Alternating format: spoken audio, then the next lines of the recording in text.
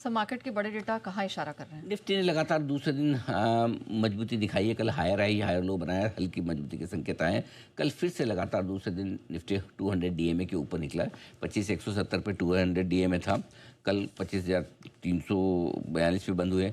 उसके ठीक एक दिन पहले 25,175 पे बंद हुए थे। यानी कि 200 डीएमए को हमने पार तो किया ही है। कल सपोर्ट भी वहीं लिया 17 पॉइंट ऊपर 25,187 कल का इंट्राडे लो है। तो यानी कि 200 डीएमए को होल्ड करने की कोशिश निफ्टी करता हुआ दिखा। तो एक दिन का जो फॉल्स ब्रेकआउट था वो फर्जी निकला, वापस 2 दिन से ऊपर आ गए।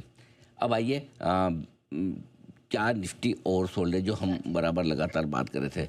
तो पहली चीज़ है कि निफ्टी आरएसआई के 30 के लेवल के नीचे आने पर आमतौर पर ओवरसोल्ड होता है।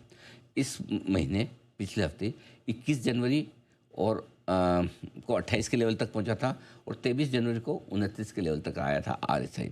इससे पहले 2022 से लेकर अब तक 6 बार ऐसा हुआ कि आरएसआई 30 के नीचे आया। इस बार जो हुआ जनवरी में 7वीं बार हुआ है। ठीक है, पहले 6 में से 5 बार हमेशा ये हुआ कि इस लेवल से निफ्टी में गिरावट रुक जाती है और रिकवरी आती है और अच्छी रिकवरी आती है। 6.5 से 18% तक की रिकवरी टोटल निफ्टी में आई है 6 में से 5 बार। ठीक है, सिर्फ एक बार अक्टूबर 2024 में ओवरसोल्ड होने के बावजूद और घटा निफ्टी।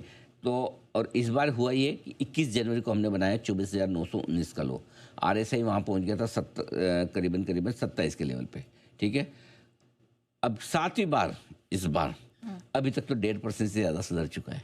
24,919 से कल का है। अगर आप 25,375 देखें जी, तो आप देख लीजिए 450 पॉइंट की तेजी निचले स्तर से निफ्टी में हो चुकी है 21 तारीख से लेकर अब तक। तो रिकवरी तो आ रही है ओवरसोल्ड मार्केट में। अब थोड़ी बड़ी बन जाए तो मज़ा आ जाए। अब आइए बैंक निफ्टी ने लगातार दूसरे दिन तेजी दिखाई है, बनाया हायर हाई हायर लो है। इसको लगातार कर लीजिए। बैंक निफ्टी लगातार दूसरे दिन तेज हुआ है। बैंक निफ्टी ने इंट्राडे में एक हफ्ते का हाई बनाया है, कल जो बनाया लेवल। इसके अलावा 4 दिन से बैंक निफ्टी भी एक बड़े लेवल के नीचे बंद हो रहा था, वो था 50 डीएमए का, यहाँ 59,350 के नीचे। कल फाइनली वापस 59,350 के ऊपर बंद हो पाया, 59,600 के आसपास।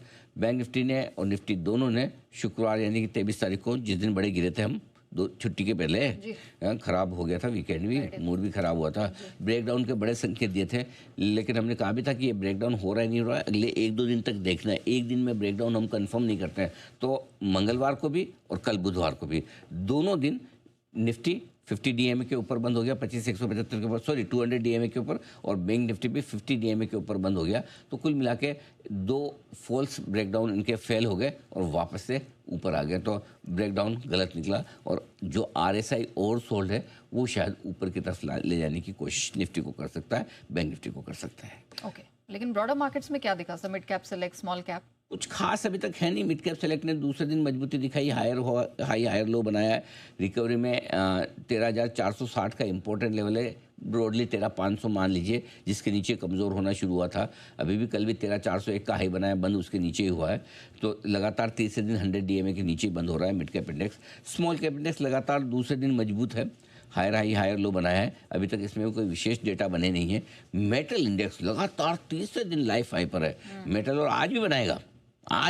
जिंक, एल्यूमिनियम वगैरह जिस तरह से दौड़ रहे हैं। FMCG index, Asian paints, Tata consumer ने कल कचरा कर दिया इसका, 10 महीने के लोअर लेवल पे आ चुका है। मेटल तो हिंदुस्तान कॉपर, तो वेदांता, कल हिंदुस्तान जिंक भले थोड़ा ढीला था, लेकिन हिंदुस्तान कॉपर, वेदांता ने दोनों ने मिलकर ही उसको यहाँ पर तेजी दिखा दी। और इंडिया विक्स 2 दिनों की तेजी के बाद 6.5% घटकर करीबन 13.5 के लेवल के आसपास पहुंचा है। और मेटल पर आपको पता ही है, हम लगातार काफ़ी पॉजिटिव रहे हैं, बुलिश रहे हैं। और 2 ही वजह, एक सबसे बड़ा डॉलर की कमज़ोरी और दूसरा ये कि मेटल्स की जो डिमांड है उसको आप देख लीजिए, क्या गजब का एक्शन, कमज़ोर बाजार में भी सबसे बेहतरीन प्रदर्शन करने वाला। बिल्कुल, मेटल की तेजी को सबसे पहले भांप लिया था जी बिजनेस ने, और देखिए रिकमेंडेशन के बाद क्या रॉकेट बनते हुए स्टॉक्स दिखाई दिए हैं। आज फिर से मेटल शेयरों पर फोकस कीजिएगा, तेजी से उछलते हुए दिख सकते हैं मेटल शेयर। एल्यूमिनियम, कॉपर लगातार तीसरे दिन मजबूत है। जिंक 3 साल की ऊंचाई पर, निकल वगैरह और डॉलर इंडेक्स की कमजोरी मेटल में आज फिर से आग लगाएगी। तो हिंदुस्तान जिंक, वेदांता, ये सारे स्टॉक्स हैं, हिंदुस्तान कॉपर, जो अच्छी मजबूती में रहने वाले हैं। यहीं पर सबसे ज़्यादा पैसे बनने की उम्मीद आप लेकर चल सकते हैं। हिंदुस्तान जिंक, इसके फ्यूचर्स में खरीदारी करने की राय है।